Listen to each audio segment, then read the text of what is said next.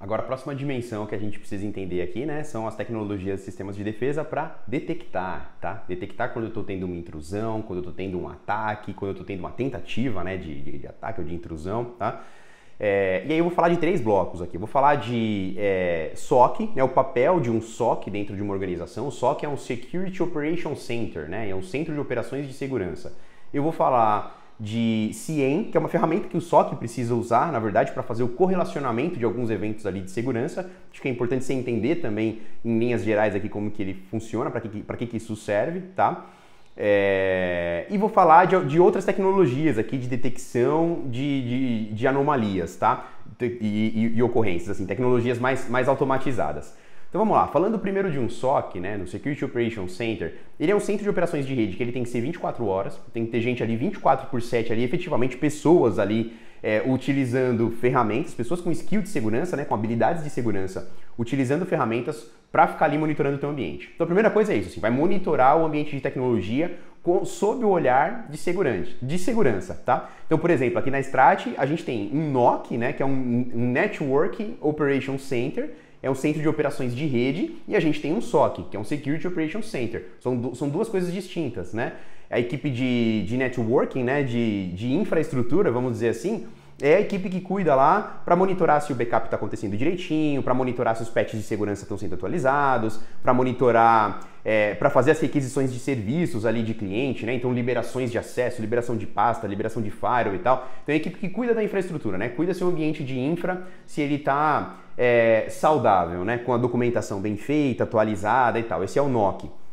Quando eu olho aqui para o SOC, é a equipe que vai ficar olhando para essas tecnologias todas de segurança aqui que a gente tem e vai ficar fazendo tuning ali nas configurações para garantir que a gente não vai sofrer um ataque, tá? Ou para quando um ataque acontece, então é o bloco que a gente está, né, aqui para detectar, né? Para detectar que esse ataque está acontecendo. Alguma ferramenta ali vai começar com um comportamento diferente ou vai gerar algum tipo de alerta e aí essa equipe vai lá e vai combater esse ataque, tá? Que é inclusive a próxima dimensão que a gente vai falar, né, que é resposta a incidentes de segurança. O SOC, ele atua muito nos dois, na detecção e na resposta a incidentes de segurança.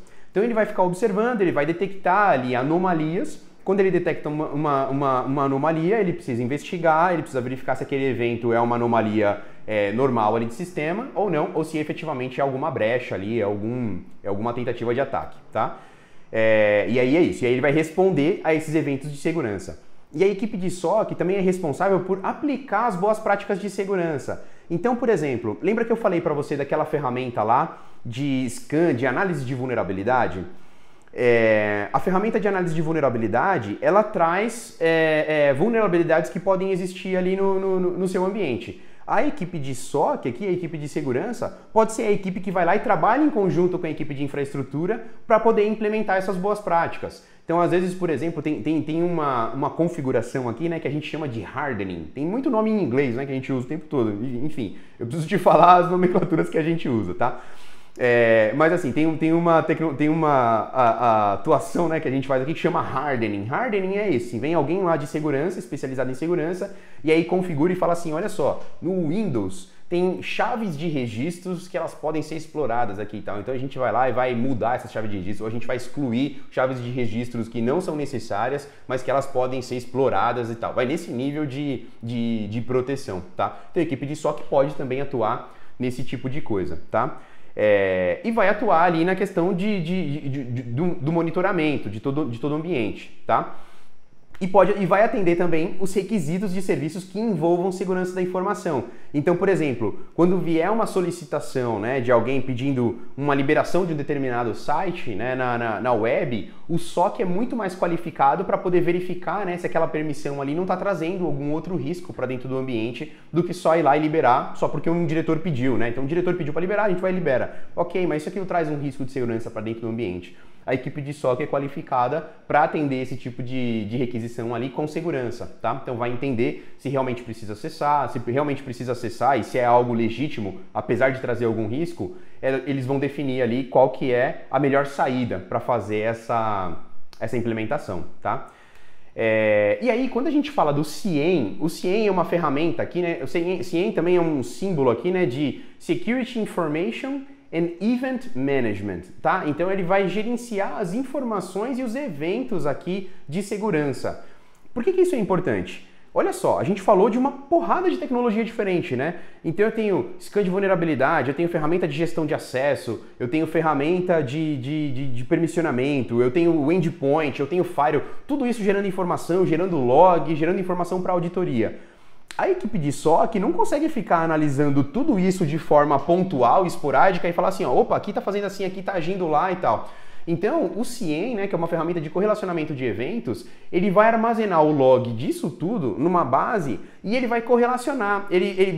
Vão ser definidas ali algumas regras para poder falar assim, olha só, quando acontece geralmente um comportamento assim, assim, assado, isso tende a ser um ataque de segurança. Ou quando acontece, ou se eu pegar um usuário aqui que de repente tá mandando muita informação para fora da empresa, ok, isso pode ser uma tentativa de fraude, de roubo de informação. Então assim, você configura várias regras ali nessa ferramenta, né, de análise de eventos, ele vai correlacionar esses eventos todos e ele vai alertar a equipe do SOC para poder fazer uma atuação, né, e investigar lá se aquilo é algum problema ou não, tá?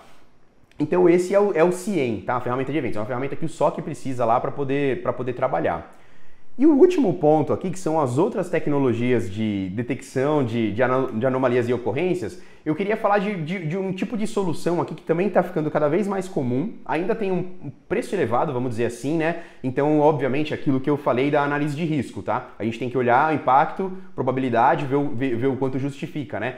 Mas são ferramentas que trabalham com base em UBA, né, que é User Behavior Analysis, né? Então ele faz uma análise do comportamento de todo mundo que está usando ali a rede e ele usa inteligência artificial para poder bloquear determinados tipos de ação. Então, um exemplo, né, até que eu citei agora falando do CIEM é esse. Só que em vez de ser o SOC que vai fazer, a ferramenta vai fazer aqui automaticamente, né? Então é isso, assim, ó, de repente um usuário da TI lá foi demitido, né? E aí de repente foi criado um novo acesso dentro da rede, então esse usuário, antes dele ser demitido, ele criou um usuário lá para ele mesmo, é um outro usuário, né, escondido ali com outro nome diferente. Esse usuário ele deixou escondido lá, né, para ninguém saber. E aí, beleza, ele foi demitido, ele pegou esse usuário de repente, que nunca tinha feito nada ali na rede, de repente esse cara começou a baixar um monte de informação e subir para a web. Esse tipo de ferramenta aqui, ele identifica esse comportamento e fala assim, opa, uma conta nova, de repente começou a baixar um monte de coisa, começou a subir para um site de arquivos na nuvem, um Dropbox da vida. Ele vai bloquear aquela ação e vai e alerta a equipe de TI, tá? Então você consegue depois rastrear, olhar todo o movimento ali, o que aconteceu e consegue analisar essas atividades suspeitas para poder fazer um bloqueio, tá? Então assim, de novo, né?